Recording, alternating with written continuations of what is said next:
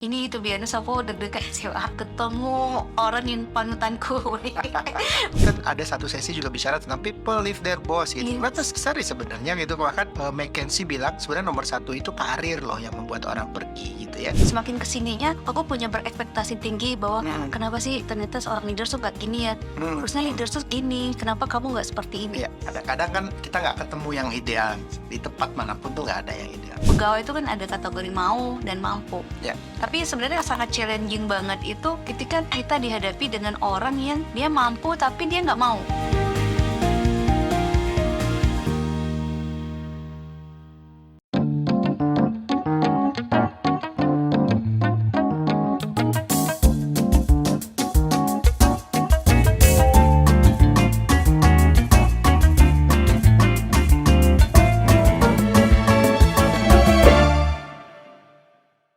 Hai SVGoers, senang sekali bisa balik lagi ke SVGo di eventnya Friends with Boss.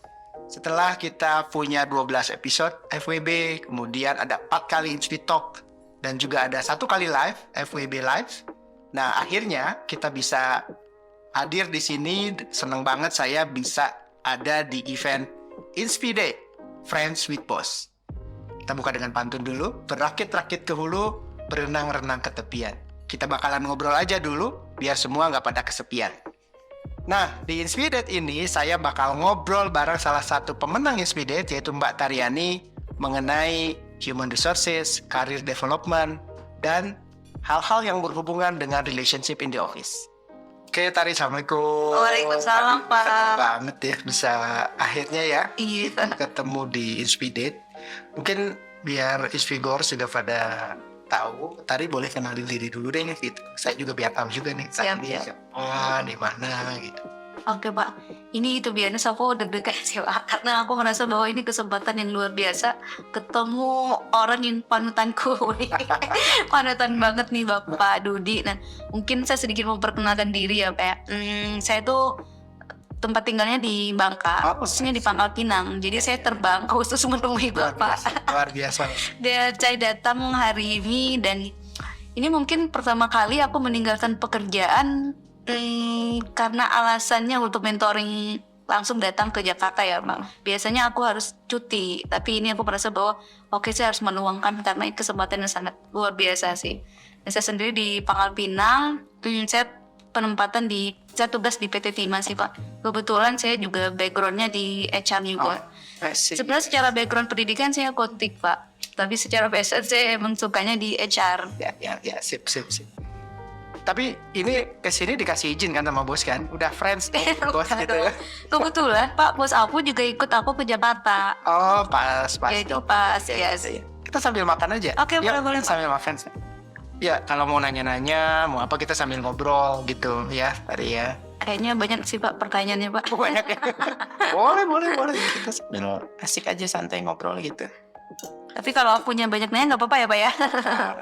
Nanti kalau saya nggak bisa jawab, ya susulkan jawabannya. Siap Pak. Saya soalnya mengikuti Bapak juga sih Pak di Instagram. Oke. Jadi aku sering lihat Bapak sering setiap Jumat ya Pak. Sering bikin Q&A. Jadi sempat waktu itu. Jadi kalau yang nggak dijawab nanti dijawab. Tapi so far kemarin aku dijawab sama Bapak sih Pak. Oke Pak, mungkin ini aku akan banyak pertanyaan sih Pak. Karena ini menurut aku kesempatan yang Mumpung ngedate. mumpung ngedate dan kesempatan yang luar biasa ini mentor session sama orang yang panutan aku banget di dunia HR. Nah ini agak menarik sih Pak. Kadang kita kalau ketemu di HR ya Pak ya, dan direktur utama aku juga orangnya suka banget sama people. Bagaimana concern people. Nah aku tertarik nih Pak menanyakan terkait dengan di pegawai itu kan ada kategori mau dan mampu. Ya. Tapi sebenarnya sangat challenging banget itu ketika kita dihadapi dengan orang yang dia mampu tapi dia nggak mau. Dan ada juga yang orang ini dia mau tapi nggak punya kemampuan. Iya. Nah kalau saya sendiri melihat bahwa apakah dua hal ini sih Pak, bagaimana cara maintainnya? Apalagi aku yang secara background HR masih nggak sepengalaman Bapak ya Pak ya. Mungkin bisa nih Pak di-share gimana sih Pak cara mapping di awalnya untuk melihat bahwa orang ini dikatakan mampu nih, ini dikatakan mau. Sebetulnya kan mau dan mampu itu kan istilah yang digunakan diterjemahkan oleh kita gitu ya. Tetapi kalau secara kalau ngomongin teorinya sendiri gitu ya, mungkin Tari pernah dengar ada istilah 9 box atau 16 box atau berapapun boxnya gitu ya. Itu kan bicara ada 2 kuadran. Nah, kalau bicara soal mau dan mampu itu kan sebenarnya istilah yang kita gunakan sendiri biasanya ya gitu. Kita coba translate dari teori yang ada gitu. Nah, kalau bicara teorinya sendiri tadi kan pasti paham tuh atau udah pernah lihat itu ada yang namanya 9 box, ada atau beberapa company jadi 16 jadi 4 gitu ya. Itu tergantung lah ngikutin masing-masing company pasti punya caranya sendiri. Nah, itu kan ada 2 kuadran tuh. Ada kuadran kompetensi atau ada kuadran performance atau kalau bicara kita tuh mampu berarti ya. Ada kuadran namanya potensial. Nah, kalau potensial itu yang orang bilang mungkin diterjemahkan ke mau, padahal buat saya potensi itu beyond dari sekedar mau. Jadi bukan sekedar mau, orang tuh juga harus punya potensi. Jadi artinya apa? Sebagai HR kita harus bisa melakukan assessment tuh, bahwa orang ini berpotensi. Dan itu bisa, sebetulnya ada toolsnya kan untuk mengukur mau tadi gitu ya. Tapi ya mau itu bukan berarti kamu saya promote dong, nggak mau, bukan gitu. Harus dibuat prosesnya yang benar. Intinya buat proses untuk mengukur potensial tadi, entah lewat assessment atau ada cara lain ya yang juga Tari bisa googling lah hari ini kan. Ya, tapi kalau ngomongin yang mampu, nah ya itu juga penting tuh. Ketika ngomongin mampu, Tari pastiin bahwa itu diukur dengan proses yang benar. Ya artinya performance-nya karyawan itu kan harus diukur dengan target kerja yang jelas, pencapaian yang benar, ada tracking dari pencapaian gitu ya. Nah, di akhir gitu ya yang saya sarankan adalah ketika melihat profil organisasi, mengukur siapa yang mau dan mampu tadi, lakukan proses kalibrasi, diskusi antar leaders sehingga kacamata banyak leader itu kurang lebih sama. Oh memang orang ini mau, orang ini mampu gitu. Nah itu ada proses kalibrasinya sehingga ketika kita membuat program untuk orang-orang yang potensial tadi, kalau di box itu orang yang dibintang gitu, starnya itu programnya yang memang tepat sasaran. Aku ini menariknya gini sih Pak. Kadang kita seberapa impact sih Pak kalau kita mengukur orang itu mau dan mampu dari sisi assessment. Karena yang terjadi pengalaman saya, ada orang-orang yang dia berada di top talent, misalnya istilahnya di black box Pak ya. Dia dikategorikan mau dan mampu dari hasil assessment. Tapi output dari sisi performance dia gak sesuai dengan hasil assessment. Ini yang agak menariknya, seberapa valid bahwa hasil assessment itu bisa melihat atau mengukur mau dan mampunya seseorang itu sih Pak. Kan itu alat ukur tuh kan banyak sebenarnya gitu ya. Kalau saya sih yang assessment itu jadi alat bantu kan. Di mana-mana juga assessment alat bantu. Decision akhir kan selalu dari decision makernya gitu ya. Siapa? Kalau atasannya ya atasannya. Kalau itu datang dari HR ya itu datang dari HR. Nah, pada saat pengambilan keputusan tuh ambil data sebanyak mungkin yang memvalidasi si proses assessment tadi. Assessment tuh jadi alat bantu saja. Jangan serta-merta hasil assessment tuh kayak jadi Tuhan buat menentukan karir seseorang. Saya nggak setuju gitu ya. Karena ada juga kan orang yang mungkin pada saat assessment tuh lagi stres. Orang yang lagi assessment kurang sehat sehingga misinya ngasal misalnya. Aku nggak tahu. Tapi kalau kita juga punya data-data lain, hasil pencapaian kerja yang bagus, kenapa itu nggak digunakan gitu ya? Bahwa ada temuan dari hasil assessment, ada catatan-catatan misalnya, itu jadi bagian developmentnya aja gitu. Yes, ini menarik sebab ini di awal udah daging semua ya. Aku merasa kayaknya ada daging. Ada daging. Ini mati Pak jadi bekal buat aku sih Pak, karena aku merasa bahwa apalagi aku di BUMN ya Pak, untuk kategori pegawai kita tuh lumayan banyak banget, 4 ribuan lebih. Jadi untuk mapping orang itu mau atau mampu, istilahnya aku sering bilang ke atasan aku, kita jangan sampai salah kasih nih. Satu yang pegawainya butuh keju, kita kasih nasi. Pegawainya butuh nasi, kita kasih keju. Makanya penting banget kita mapping dulu. Jangan sampai jadi kayak, aku sempat bacain Bapak bilang, HR itu jadi kayak HR jadul hanya untuk memfasilitasi training. Ini menarik sih Pak. Menurut aku jadi kayak akhirnya relate dengan employee engagement sih Pak. Employee engagement lari lagi ke produktivitas. Nah, mungkin kalau di HR itu istilahnya kalau stay, trap sama say Pak. Kalau stay-nya tinggi, strapnya tinggi, stay-nya positif, itu bagus. Tapi pengalaman saya di dunia kerja, yang saat ini sih Pak, yang saya geluti, kita itu stay-nya tinggi banget. Stay-nya tinggi Pak. BUMN. Tapi iya, strapnya rendah Pak. Jadi ini agak membuat saya men-trigger saya sendiri sih Pak. Peran saya sebagai HR itu yang dapat saya lakukan, gimana sih? Ya. Teman-teman tuh please jangan hanya stay doang dong, strapnya mana? Ya. Kan ada 3 ya engagement itu. Ini salah satu kalau nggak salah Hewitt model lah ya. Yes. Secara soal say, strive sama say, strive sama itu lagi apa? Tadi Safe. say Iya. gitu ya. Nah, ini 3 ini memang nggak bisa dipisahin Tar. Gitu ya. Cuman memang betul dalam kondisi tertentu ada mungkin perusahaan yang stay-nya tinggi, strive-nya nggak ada, gitu ya. Stay-nya tinggi, strive-nya nggak ada, juga nggak bangga kerja di sana, jadi nggak ngomong kemana-kemana, positif. gitu ya, nggak membawa positif karena mungkin mereka mikir gue kerja aja deh, gitu. Nah disinilah kita diuji sebagai HR, kira-kira program apa yang paling cocok tuh. Dan memang mesti dilihat kalau problemnya adalah di strive, ya kita bikin program yang berhubungan dengan strive.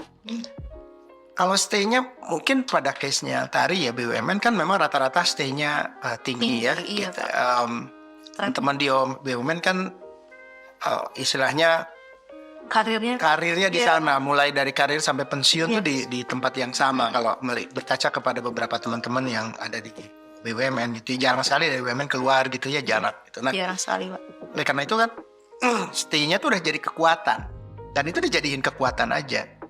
Tapi kalau ketika bicara namanya employee engagement juga nggak bisa tuh pukul rata gitu. Nah ini yang sering kita tuh bikin program pukul rata. Padahal setiap orang tuh kan bisa beda-beda gitu ya. Nah ini yang mungkin juga bisa coba di exercise gitu ya. Coba dilihat lagi, dicocokin aja tuh supaya mau say seperti apa. Apalagi juga kalau by generation mungkin kalau generasi saya nggak suka keluar-keluar di sosial media nih tentang bagusnya perusahaan. Tapi paling nanti ngomong ke anaknya gitu, generasi kan udah punya anak nih Gen Z misalnya, dia bilang kamu kerja di tempat harus di BUMN. Itu sebenarnya say gitu. Iya benar Pak. Itu say sebenarnya gitu. Cuman memang nggak secara aktif menyampaikan itu ke publik gitu ya. Nah gunakan siapa yang suka ngomong ke publik, generasi milenial misalnya atau generasi Z, itu gunakan tuh mereka potensinya untuk bisa aktif misalnya. Nah yang buat strive-nya kan dia juga harus bangga sama kerjaannya, dikasih tanggung jawab yang jelas gitu kan, di challenge, setiap prestasi diapresiasi. Nah itu orang akan jadi strive gitu ya, karena tadi gitu ya, tapi dilihatlah, dipetakan gitu kan. Saya yakin setiap perusahaan tuh punya tuh namanya employee survey gitu ya. Tapi ya employee survey jangan cuma sekedar survey gitu. Ya, paling penting afternya itu Pak. Afternya apa gitu ya, kuat apa masalahnya di ini. Aku kalau ambil highlight poinnya, aku jadi saat itu sih Pak, ternyata kita emang harus dari sisi HR-nya membaca yang tadi Bapak bilang, kalau stay-nya udah kuat, stripe-nya yang belum, bagaimana cara membangun program yang di stripe-nya. Terkadang kita itu fokusnya ke tiga-tiganya, akhirnya melupakan area yang untuk kita fokuskan. Ini menarik sih, menarik Pak. Khawatirnya HR-nya nggak punya resources untuk itu. Iya, Karena betul. kadang-kadang kan misalnya nih kamu tadi kan nggak salah kamu pegang culture ya. Iya, pegang culture Pak. Headcount ngurusin culture satu, tapi harus tanggung jawab semua. Nah, nanti kamunya yang mati berdiri tuh, kan capean sendiri untuk ngurusin semuanya. Jadi fokus gitu. Kalau udah dapat di stay apa? Strive aja. Fokus di strive, programnya apa yang bisa dieksekusi gitu ya. Terus program engagement itu jangan jadi program yang top down, tapi harus memang datang dari bawah juga, dari karyawan juga. So paling nggak misalnya dari HR tuh punya champion engagement di setiap direktorat misalnya. Kok ada champion engagement? Ya ada champion engagement di direktorat keuangan, misalnya di direktorat mana. Ini akan membantu nanti inisiatif-inisiatif yang dilakukan oleh HR. Tapi championnya itu ada persentase gitu nggak sih Pak? Misal harus berapa persen dari populasi? Enggak sih. Berarti nggak ada. Nggak ada. Bisa disesuaikan aja gitu. Ada yang bisa tentunya.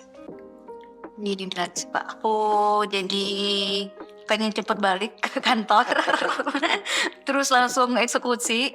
Ini menariknya gini Pak, karena tadi kan kita sempat bahas Stripe dan C ya Pak ya. Jadi aku jadi kayak nge-recall lagi bahwa ternyata aku sering mengingatkan diri aku sendiri juga, ternyata juga penting banget sistem Pareto ya Pak. Karena ternyata kita mau dampaknya yang gede atau effortnya yang gede. Karena aku merasa bahwa jumlah pegawai di perusahaan aku sendiri itu banyak Pak. Kalau aku mau sasar semua, itu kayaknya nggak akan, yang Bapak bilang tadi, dengan aku yang sendiri, nggak akan bisa untuk nyasar ke 4.000-nya. Jadi bagaimana caranya, misal aku mau ningkatin Stripe nih, Stripe-nya mau di level yang paling atas dulu kita tingkatin, atau mau di level bawahnya. Tapi kita, kalau di level atas udah jelas nih, dampaknya gede, effortnya kecil. Yes, aku udah highlight poinnya itu sih Pak. Betul banget. Fokus aja, fokus. Jangan merasa mau diambil semuanya, gitu ya. Nah ini menarik banget karena aku tuh baru balik sebenarnya Pak. Aku tuh tadinya stay-nya di Jakarta 1,5 tahun, baliknya itu baru Februari tadi sih Pak. Februari di Bangka aku ikut talent mobility. Aku ditempatkan di ManEdi. Di ManEdi orangnya alpha man sama alpha woman ya Pak ya. Karena dia modelnya startup. Jadi aku merasa happy tuh. Dari orang-orangnya juga growth mindset. Terus aku balik ke Tima. Culture-nya berbeda. Berbeda banget dari sisi ya tadinya kita bisa fleksibel working all di ManEdi, di sini aku harus setiap hari ke kantor. Terus aku harus mengadjust lagi bahasa-bahasa aku dengan teman-teman, nggak bisa yang di Jakarta bahasa anak Jaksel. Nah itu tuh lumayan ada effort juga sih Pak. Tapi yang aku lihat bahwa di aku sendiri melihat culture itu dibangun sebenarnya kita perlu strateginya dulu atau orangnya dulu nih Pak, dibangun growth mindset-nya dulu. Karena ketika strateginya udah matang, konsepnya udah dibangun, ternyata orangnya belum siap Pak. Strategi sama orang kan nggak bisa dipisah sebenarnya gitu ya. Kalau kamu punya orang tapi strateginya nggak ada juga kacau balau gitu. Jadi in paralel sebetulnya itu bisa berjalan. Tapi kalau disuruh milih, saya milih orang. Gitu. Karena sebagus apapun strateginya, kalau orangnya belum siap juga susah gitu ya. Jadi orangnya dulu yang memang disiapkan. Dulu saya masih ingat tuh dosen saya tuh sempat ada yang bilang gini, di Indonesia tuh susah berubah katanya. Orang-orang Indonesia nih caranya ngerubah perilaku tuh gampang katanya. Dibalik aja buminya, jadi kiamat dulu baru bisa. Artinya memang bukan sesuatu yang mudah gitu ya. Perlu endurance, perlu effort yang besar. Tapi saya orang yang selalu percaya bahwa leaders itu punya peran paling penting untuk bisa drive excellent tadi gitu ya, termasuk kalau ngomongin growth mindset gitu ya, itu bisa di leaders yang bisa creating culture juga kan gitu ya. Kalau kita ngomongin growth mindset kan salah satu yang paling gampang adalah misalnya bicara soal kalau ada kesalahan itu di blaming. Nah itu kan bukan growth mindset gitu ya. Nah kalau dibangunnya begitu di organisasi, gimana kita mau ada orang growth mindset? Gimana orang mau belajar dari kesalahan? Gitu ya. Makanya effort besar maksudnya memang datang dari leader untuk menciptakan budaya kerja yang bagus, sehingga strategi yang akan dilakukan kalau balik ke strategi itu strategi yang pas juga buat organisasi ya, dan bukan yang meniru ya. Meniru di tempat saya misalnya di tiket misalnya begini ditilu plek-plek gitu nggak bisa. You need to understand your organization dan fokus mana yang jadi isu. Karena kalau semua akan diambil segala macam ya susah. Ya. Ini aku jadi itu kayak jadi aku merasa bahwa sebenarnya pas aku balik ke Timah, aku merasakan aku so culture. Ketika aku dari Timah ke ManEdi, aku nggak merasakan aku so culture. Karena aku melihat bahwa teman-teman sudah satu values nih, base kerjanya itu sama. Terus balik ke Timah, aku so culture karena aku melihat ya tadi Pak, aku tuh sangat percaya banget, penting banget peran leaders.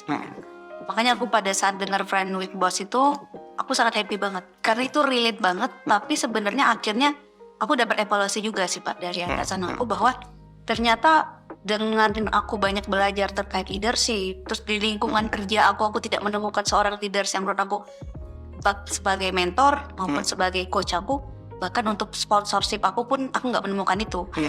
Itu membuat aku agak stres juga sih Pak, karena aku percaya bahwa aku bisa bertumbuh karena peran leaders juga. Semakin kesininya aku punya berekspektasi tinggi bahwa kenapa sih ternyata seorang leader tuh gak gini ya, harusnya leader tuh gini, kenapa kamu gak seperti ini? Iya. Tadi ada beberapa kata kunci tuh yang kamu bilang, manage expectation. Kadang-kadang kan kita nggak ketemu yang ideal di tempat manapun tuh, nggak ada yang ideal. Tapi saya bangga banget loh kamu mau kembali gitu ya, mengabdi ke perusahaan negara gitu ya, ke BUMN gitu ya. Dan kalau orang-orang hebat nggak mau membangun Indonesia dari dalam, gimana dong gitu ya. Pikirin deh itu gitu ya. Jadi ojo dibanding-banding ke gitu ya. Kalau kamu mau bandingin sana, bandingin sini, Enggak nemu. Iya gitu ya. betul, Justru ketemu sih. apa yang bisa kamu lakukan dengan apa yang kamu punya, mulai dengan tadi manage ekspektasimu juga Iya. gitu ya. Dan kan ada di salah satu episode juga kita bicara soal followership. Yes. Kalau kita nggak bisa ketemu leader yang keren banget yang kita pengen, jadi follower yang keren supaya leadernya jadi leader keren. Atau kalau misalnya kamu punya tim, ya mulai dari kamu yang harus jadi leader keren buat tim kamu. Jadi jangan juga tim kamu nanti ngerasa bos aku gitu, Taryani dalam hal ini, Tari itu bukan bos ideal juga gitu. Jadi akhirnya kayak snowball gitu. Jadi nggak pernah tuh menemukan gitu ya. Dan ideal itu buat saya tuh ya ideal, namanya juga orang boleh pengen gitu ya. Tapi pasti leader itu kan manusia juga gitu ya, pasti ada kurangnya segala macam. Tapi ketika kamu bisa manage expectation, jadi follower yang baik gitu ya buat leadermu tuh, leadermu juga akan kebantu dan dia bisa jadi good leader malah gitu ya, karena disupport sama kita. Dan benefitnya ketika kita jadi good follower, dia akan lihat potensi kita. Dia yang akan tahu dibanding yang lain nih, Tari yang lebih bawelin nih, Tari yang bisa deliver result nih. Jadi ketika ada kesempatan kamu tumbuh, ada kesempatan di organisasi, kamu yang akan jadi prioritas kan sebetulnya itu. Dan bukan dengan cara menjilat atau pakai jalur orang dalam gitu kan, tapi benar-benar pakai performance kamu yang support dia supaya berhasil. Pak, ini menarik ya kalau bahas leadership itu. Sebenarnya leadership itu apa ya, kayak kita harus bisa membaca kondisi. Kadang kan yang namanya staff itu beda-beda ya Pak. Sebuah tim tuh nyaman juga beda-beda kepala. Nah aku sendiri kan sebenarnya baru belajar ya Pak. Dan aku tuh emang mencoba untuk menurunkan ekspektasi terhadap orang-orang di lingkungan aku sendiri. Jangan sampai teman-teman kehadiran aku juga shock culture. Karena dengan begitu cepat kita bikin program Pak, bikin program coaching, bikin program mentoring, sebegitu cepatnya kita bikin beberapa program culture. Nah kalau dari aku sendiri sebenarnya Pak, terkait dengan leadership, dengan pengalaman Bapak di HR, dengan usia kita juga yang berbeda nih Pak, ada nggak sih Pak tips mungkin dari Bapak, 3 tips yang harus dilakukan seorang leaders dan 3 tips yang nggak perlu dilakukan oleh seorang leaders?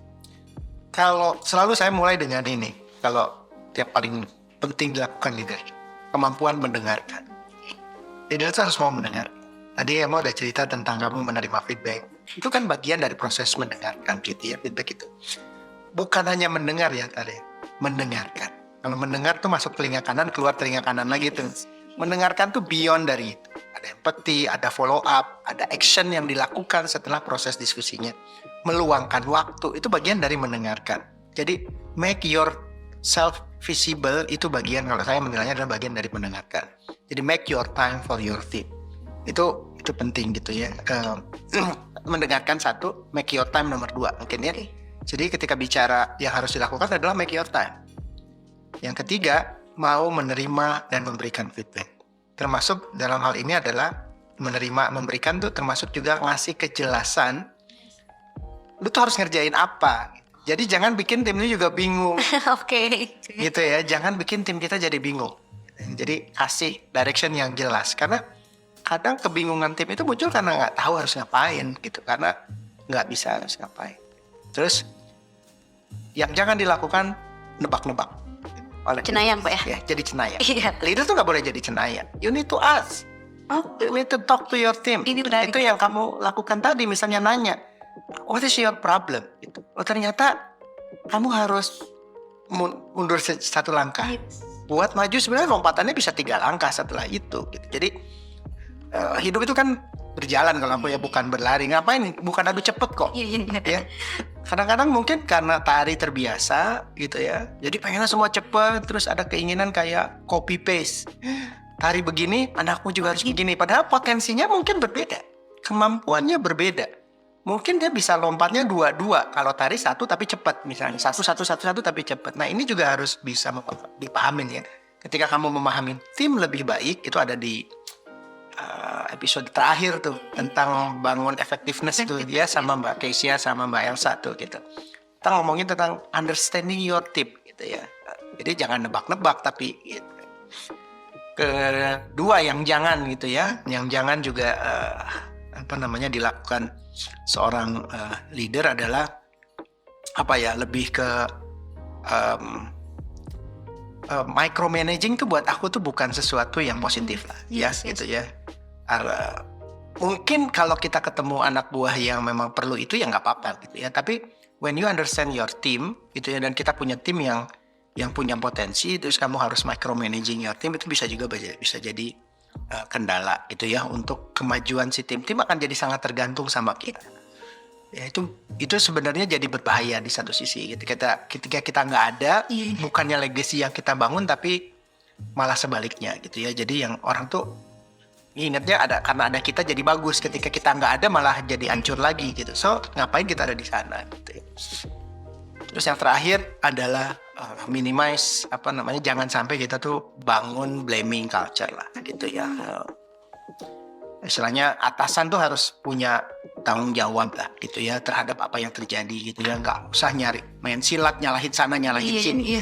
Fokus ke solusi aja gitu ya, bahwa kita belajar dari proses yang salah tanpa harus blaming ya. Kita tahu siapa yang salah, kita tahu salahnya di mana, bikin rencana aksi supaya bisa diperbaiki. Dan blaming apalagi itu dilakukan di publik, itu energi tim akan turun.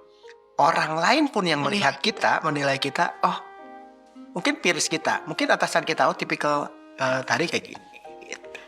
Pak, ini menarik banget sih ya, daging banget nih. Karena aku tuh happy banget belajar terkait leadership ya Pak. Tadi Bapak sempat bilang bahwa cenayang dan harus menjelaskan why juga ke tim. Jadi aku membiasakan sebenarnya di tim aku Pak, setiap dia melakukan sesuatu, aku jelasin why-nya. Sesimpel misalnya harus ngirim email informasi. Jam 8 pagi harus dikirim ya. Tapi aku jelasin, kenapa harus jam 8 pagi. Terus nanti aku tanya, terus dia diem. Sebenarnya jam 8 pagi itu adalah orang pertama kali kerja di Tima itu buka email. Maka kenapa kita menyampaikan informasi tepat di jam 8. Jadi email kita itu dibaca orang nih. Jangan sampai nanti kita bikin email, misinya nggak nyampe. Nah itu, terus kedua ini cenayang ya Pak. Sebenarnya kalau boleh sedikit curhat, jadi kemarin aku tuh tipe kalian pegawai yang gak banyak nuntut sebenarnya Pak. Jadi di lingkungan aku tahu bahwa aku tuh dilabelin orang hobi kerja. Jadi waktu itu aku coba untuk speak up ke atasan aku bahwa aku merasa perusahaan itu tidak memperhatikan aku. Karena aku di drill dengan project-projectnya banyak, tapi tidak melihat bahwa ini anak sebenarnya butuh kompetensi apa agar project ini juga berjalan cepat dan anak ini juga harus diperhatikan terkait development-nya. Tapi aku merasa bahwa ternyata atasanku nggak melihat itu ya, dari aku nggak aware terhadap development aku. Tapi setiap kali disibukkan dengan itu dikasih kerjaan. Karena kamu nggak ngomong. Terus atasan ngomong, jadi makanya aku bilang tadi, saya backgroundnya bukan orang HR tadi, kata dia bilang. Direktur aku kan backgroundnya juga akuntansi. Kemudian aku ngerangkap IE direktur SDM juga sebenarnya Pak. Jadi aku di culture ngerangkap IE juga, IE-nya direktur SDM.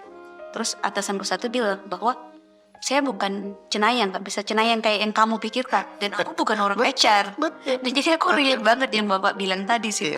Mungkin harus diformalize ya, karena kan ini berhubungan juga sama mapping karir.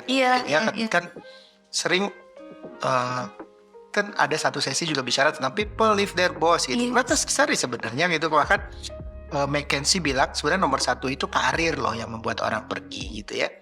Dan karir itu kan juga ranah dua belah pihak, ranahnya leaders yang akan support dan orangnya yang penting punya kemampuan tadi, dan kemampuan kalau balik ke diskusi awal ya, dan tanggung jawab. Dan kalau memang kamu pengen di develop di organisasi itu ya, as individual, as professionals, kamu mesti punya namanya individual development plans.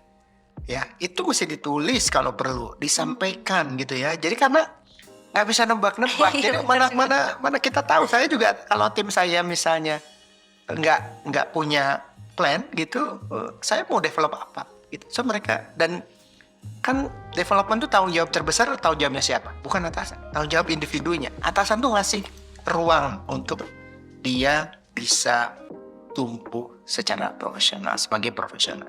Itu. Ini aku dapat key message-nya sih Pak. Jadi Ya. kebayang sih. Makanya kemarin pas aku bilang, tapi nanti dibilang gak bersyukur gak sih Pak? Misal nih pegawai banyak notot nih. Tapi karena sebenarnya aku menyampaikan bahwa selama ini aku coba untuk apa yang kalian minta aku sajikan. Tapi ternyata gak diperhatiin nih. Ternyata emang ternyata aku yang harus bergerak dulu nih development-nya. Karena kadang-kadang atasanmu juga mungkin yang dia oversee kan banyak. Iya. Yang dia lihat tuh bukan cuman kamu doang Iya, gitu ya. Terus ngerasa bahwa oh karena saya deket dia ngerti saya gitu. Iya, benar, Oh benar. nggak bisa. Oke. Nah ini menarik ya Pak. Kalau kita kaitkan dengan HR nih Pak. HR itu kan kemarin aku sempat baca istilah Bapak bilang HR jadul. HR jadul. Sebenarnya HR jadul itu kan tadi Pak kadang terjebak dengan administrasi. Ya betul. Training. Jadi pas aku balik Pak ke tim, aku orang yang pertama kali mungkin berani speak up ya Pak. Berani kritis. Aku bilang bahwa konsep HR itu ada 70-20-10. 70% itu orang-orang yang handle project, development lebih cepat. 20% coaching mentoring, 10% training. Tapi kenapa sih kalian selalu menyentuh 10%-nya? Fokusnya di 70-20-nya kemana?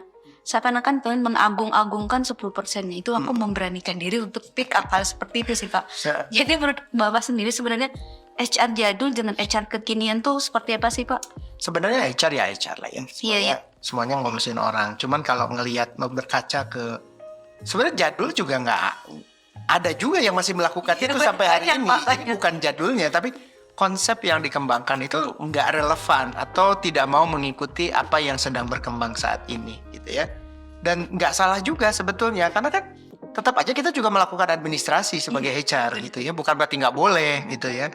Tapi stay relevan. Hal-hal yang memang kita bisa ganti dengan teknologi, dengan proses yang lebih baik. Kenapa nggak diganti dengan teknologi dan proses yang lebih baik? Policy yang lebih baik dibandingkan terpaku misalnya kayak zaman dulu gajian itu misalnya slip gaji harus di print gitu. Yes. Kan kalau mau itu berapa pohon yang harus ditebang gitu kan? Padahal zaman sekarang bisa slip gaji lihat di aplikasi, Digital. misalnya digital. So ini proses-proses ini yang membuat HR harus bergeser dari yang tadinya hanya jadi pemadam kebakaran atau HRD kan istilahnya hanya recording doang gitu ya HRD itu gitu ya, yang ngedata sebenarnya gitu, tapi harus berubah.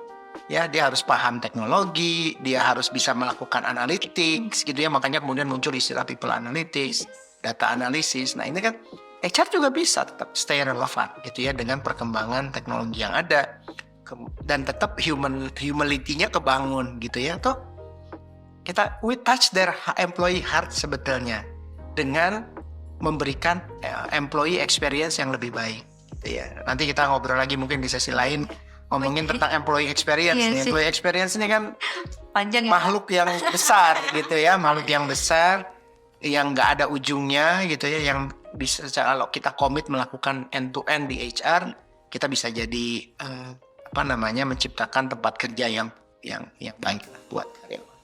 Ini berarti kalau aku bisa kaitkan dengan people, proses, teknologi itu tiga-tiganya saling berkaitan. Iya. Bagaimana Nggak bisa dipisah-pisah Iya, kan, gitu ya. bisa jadi nanti people-nya berubah ya teknologinya juga harus ikutin nih Tapi yang paling penting apanya dulu, Vip? people-nya. Kadang-kadang kan yang salah adalah orang mendewakan tools, mendewakan teknologi Yes, benar-benar Pak. gitu ya. Terus akhirnya apa? Yang terjadi di HR itu banyak aplikasi. Karyawan yang bingung. Yang terjadi emang saat ini Iya. begitu. Jadi aku sempat juga sampaikan waktu itu aku presentasi inovasi Pak, aku sampaikan di depan dirut dengan beraninya dengan lantang aku bilang bahwa kenapa kita selalu mengagung-agungkan untuk development teknologi, padahal teknologi itu kita punya uang banyak, kasih konsultan, udah tinggal beli konsep, udah. Jadi. Tapi yang perlu dibenahi adalah people-nya dulu dari sisi mindset-nya, dari sisi mau dan mampunya. Ya. Itu sih Pak, ini menarik sekali sih. Nah, pengen punya satu pertanyaan nih Pak. Menurut aku ini penting ya buat aku sendiri karena aku merasa aku masih perlu banyak belajar Pak. Aku pengen dengar dari Bapak mantra hidup Bapak sih Pak. Karena aku punya prinsip dalam hidup aku bahwa orang itu semuanya bisa survive, tapi belum tentu bisa outstanding. Nah, gimana sih Pak? Bapak bisa share Saya- cerita hidup Bapak sehingga Bapak Saya bisa ngalir aja sebetulnya. menjadi Kan? influence. Nggak, saya ngalir aja sebetulnya ya, karena kalau mungkin bisa lihat, bisa dengar juga di beberapa podcast saya cerita masa kecil saya yang nggak mudah dan seterusnya. Tapi saya coba ngalir aja, bersyukur dengan apa yang dijalanin. Sama satu mimpi saya tuh kan nggak berubah gitu. Kalau vision tuh kan mimpi gitu ya, bahwa khairun nas anfa'uhum linnas gitu ya. Sebaik-baiknya orang itu yang memberikan manfaat buat orang lain. Mungkin itu mantra saya gitu ya. Jadi sepanjang kehadiran saya memberi manfaat banyak buat orang banyak, ya itu membuat saya bisa terus tuh. Ini kok sih Pak, karena kalimat terakhir itu adalah bertumbuh dan itu adalah kalimat yang paling saya senangi. Seneng banget bisa ngobrol jauh-jauh dari Bangka datang ke sini. Terima kasih buat teman-teman krunya FWB gitu ya, yang sudah mewujudkan Inspidate ini gitu ya, dan semoga diskusinya juga bawa manfaat banyak gitu ya. Keep in touch ya, saya percaya bahwa kita akan bisa terus terhubung secara profesional dan Tari bisa tumbuh juga secara sebagai HR profesional yang keren. Amin. Thank you Pak atas doanya. Ini menurut aku kesempatan yang luar biasa sih Pak. Aku terbang dari Bangka hanya untuk menemui Pak Dudi untuk mentoring secara offline. Menurut aku ini sesuatu yang sangat priceless banget sih Pak. Thank you. Thank you ya Pak atas Ya, waktunya, sama-sama. atas ilmunya. Semoga Bapak sehat selalu dan selalu menginspirasi. Nanti tetap ikutin FWB season 2. Siap. Tunggu ya. Thank you Pak.